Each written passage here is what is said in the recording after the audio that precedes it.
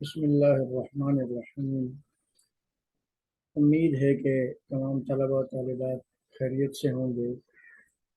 آج کی اس ویڈیو میں ہم آپ کے لیے فرسٹ ایئر کی اردو کتاب کی جو دوسرے شاعر ہیں میر تقی میر، تو ان کی پہلی غزل لے کر آئے ہیں، جس کا پہلا مصرع ہے: رہی نہ گفتہ میرے دل میں داستاں میری، نہ اس دیار میں سمجھا کوئی زباں میری۔ میر تقی میر کا تعارف ہے: اسی کا سخن میں ہوا بول بالا، وہی تو ہے اردو غزل کا اجالا۔ میر تقی میر اردو زبان کے باکمال، اردو ادب کے بے مثال اور اردو غزل کے لازوال شاعر ہیں۔ آپ کا نام محمد تقی اور میر تخلص تھا۔ اکبر آباد آگرہ میں پیدا ہوئے۔ والد کا نام سید عبداللہ تھا، لیکن وہ علی متقی عرفیت سے مشہور تھے۔ میر اردو زبان کے واحد شاعر ہیں جنہیں خدائے سخن تسلیم کیا گیا ہے۔ میر فطری طور پر ایک شاعر پیدا ہوئے۔ ان کے دل میں ذوق شعر گوئی ازلی تھا۔ ان کے متعلق کئی بزرگوں کی پیشگوئی یہ تھی کہ وہ بڑے شاعر ہوں گے۔ ان کے والد خواجہ میر درد کے والد ناصر اندلیب نے انہیں ایک دفعہ کہا کہ اے میر، تو ایک دن شاعری کی محفل کی جان بنے گا۔ غزل کا پہلا شعر ہے: رہی نہ گفتہ میرے دل میں داستاں میری، نہ اس دیار میں سمجھا کوئی زباں میری۔ حوالہ شاعر ہے کہ یہ شعر میر تقی میر کی غزل سے لیا گیا ہے۔ آپ کو اردو ادب میں خدائے سخن اور شہنشاہ غزل کے نام سے یاد کیا جاتا ہے یا کہا جاتا ہے۔ مرکزی خیال ہے کہ زمانے کی ناقدری پر افسوس کا اظہار۔ مشکل الفاظ ہیں نہ گفتہ جو نہ کہی جا سکے، دیار شہر داستان بانے کہانی۔ اور فنی خوبی اس کی مطلع ہے کیونکہ غزل کا پہلا شعر ہے اور اس میں قافیہ اور ردیف بھی موجود ہیں۔ تشریح ہے اس شعر کی: میر تقی میر اس شعر میں فرماتے ہیں کہ میرا طرز بیان انتہائی پر اثر اور مسحور کن ہے، یعنی جادو کرنے والا ہے۔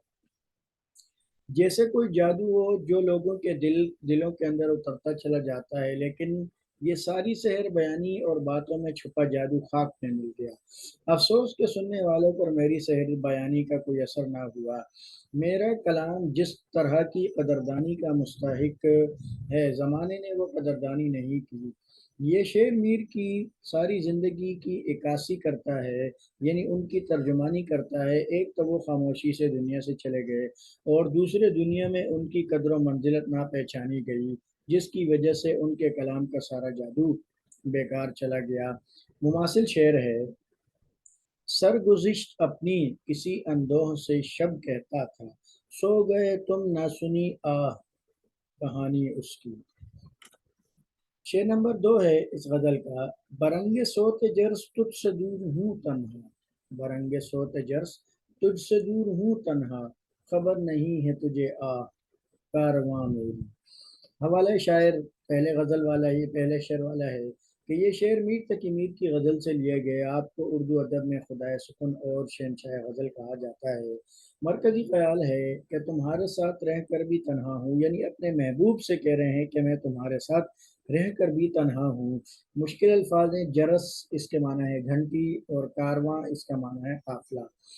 فنی خوبی اس کی صفت تشبیہ ہے، اور تشبیہ کے معنی ہوتے ہیں ایک چیز کو دوسری چیز کی مثل یا اس کی مانند قرار دینا۔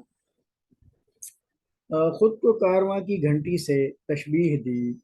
تشریح ہے اس غزل کی شعر کی کہ جرس اس گھنٹی کو کہا جاتا ہے جسے قافلے کی روانگی کے وقت بجایا جاتا ہے۔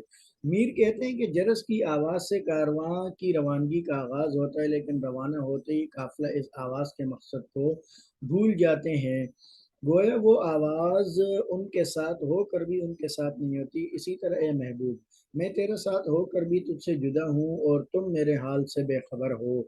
دوسرا مطلب شعر کا یہ بھی ہو سکتا ہے کہ میں نے اردو شاعری کے ابتدائی دور میں شاعری اور غزل کو ایک بڑے تناور درخت کی طرح بنایا۔ آج دوسرے شعراء میری پیروی کرتے ہوئے اس کارواں کو آگے لے کر چل رہے ہیں، لیکن افسوس کہ اس کارواں کی گھنٹی میں تھا اور جرس کی آواز کی مانند آج بھی کارواں کے ساتھ ہوں، لیکن لوگ میری حالت سے بے خبر ہیں۔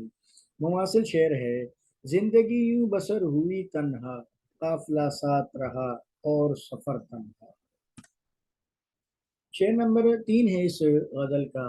उसी से दूर रहा असले मुद्दा जो था, गई उम्र अजीज आह रायगा मेरी। हवाला वही पुराने पहली गजल पहले शेर वाला। और मरकजी ख्याल है कि मकसद ज़िंदगी से दूरी का बयान। मुश्किल अल्फाज मुद्दा, मुद्दा के माने हैं मकसद के। तशरीह में शायर फरमाते हैं कि मीर तकी मीर कहते हैं कि दुनियावी ज़िंदगी का असल मकसद अल्लाह ताला की रज़ा और खुशनुदी है। इंसान को चाहिए कि वो अपनी ज़िंदगी में अल्लाह ताला से अपना ताल्लुक़ जोड़े रखे, क्योंकि दुनिया में उसके आने का यही एक वाहिद मकसद है जो उसे अपनी ज़िंदगी में पूरा करना है। मीर तकी मीर उम्र के आखिरी हिस्से में अपनी ज़िंदगी पर अफसोस का इजहार कर रहे हैं और कहते हैं कि ज़िंदगी भर में दुनिया और दुनिया वालों के पीछे भागता रहा। दुनिया की चाहत ने मुझे अपने धोखे में लिए रखा और मुझे इतनी मोहलत भी ना मिली कि मैं अल्लाह ताला की खुशनुदी हासिल कर सकता, जो कि इंसान के दुनिया में आने का असल मकसद था। मेरे जीने का जो असल मकसद और मुद्दा था वो पूरा ना हुआ। मेरी पूरी ज़िंदगी रायगा और ज़ाया होती चली गई। आज मैं सिवाय कफ़े अफसोस के कुछ नहीं कर सकता। मुमासिल शेर है इस शेर का। मालूम है सब पूछते हो फिर भी मुद्दा, अब तुमसे दिल की बात कहें क्या ज़बां से हम। शेर नंबर 4 है इस गज़ल का। तेरे तेरी फिराक में जैसे ख्याल मुफलिस का, तेरी फिराक में जैसे ख्याल मुफलिस का, गई है फिक्र परेशा कहाँ कहाँ मेरी। हवाला वही गुज़िश्ता शेर वाला। मरकज़ी ख़याल है कि महबूब की जुदाई नाक़ाबिले बर्दाश्त गम है। मुश्किल अल्फाज हैं फ़िराक, जुदाई, मुफलिस, गरीब। तशरीह है इस शेर की कि शायर फरमाते हैं कि मैं एक तमसीली अंदाज इख्तियार करते हुए कि मीर ने अपने महबूब से जुदाई की कैफियत को एक मुफलिस की सोच और ख्याल से तशबीह दी। यानी जिस तरह एक गरीब आदमी की सोच फिक्र दुनिया में ठोकरें खाती फिरती है और बहुत कुछ सोच विचार कर वही अपनी गुर्बत और अफलास पर आकर रुक जाती है, इसी तरह शायर कहते हैं कि महबूब हम तेरी जुदाई में दर बदर के ठोकरे खाते फिर रहे हैं। हमारा कोई ठिकाना ना रहा और तेरे ही दर पर पड़े हैं। मुमासिल शेर है। ये ठीक है नहीं मरता कोई जुदाई में, मगर खुदा किसी को किसी से जुदा न करे। आखिरी शेर है इस पहली गज़ल का। दिया दिखाई मुझे तो उसी का जलवा मीर, दिया दिखाई तो मुझे उसी का जलवा मीर, पड़ी जहां में जाकर नज़र जहां मेरी। शायर हवाले शायर के ये शेर मीर तकी मीर की गज़ल से लिया गया है और आपको उर्दू अदब में खुदाए सुखन और शहंशाह गज़ल कहा जाता है। मरकज़ी ख़याल है कायनात की हर चीज़ जलवे खुदाबंदी का मुज़हिर है, यानी ज़ाहिर करने वाली है कि दुनिया की हर चीज़ अल्लाह ताला की कुदरत को जो है वाज़े कर रही है और इंसानों को उस तरफ मुतवज्जे कर रही है। मुश्किल अल्फाज जलवा कुदरत या सूरत फ़नी खूबी मक्ता है। जिस शेर में शायर अपना तखल्लुस ज़िक्र करे जैसे ये है, तो उस शेर को मक्ता कहा जाता है। तशरीह इस शेर की। गज़ल के आखिरी शेर में शायर अपनी कैफ़ियत की तर्जुमानी कर रहे हैं। वो फरमाते हैं कि कौनो मकाम, यानी ज़मीन व आसमान की वसातों में सिर्फ़ एक ही हस्ती जलवागर है और सिर्फ़ एक ही माबूद का नूर फैला हुआ है। ज़मीन व आसमान का हर ज़र्रा जमाल नूर खुदाबंदी की निशानदही करता है, यानी अल्लाह ताला के कुदरत को ज़ाहिर कर रहा है।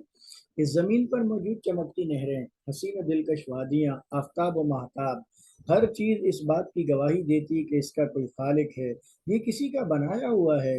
शायर कहता है कि वसी और इस कायनात में हर तरफ अल्लाह ताला का हुस्न मौजज़न है। दुनिया में जहाँ जहाँ मेरी नज़र गई मुझे कायनात की हर चीज़ में खुदा की कुदरत और हुस्न जमाल ही दिखाई दिया। इसके अलावा दुनिया में कोई शे हकीकी नहीं है। मुमासिल शेर है।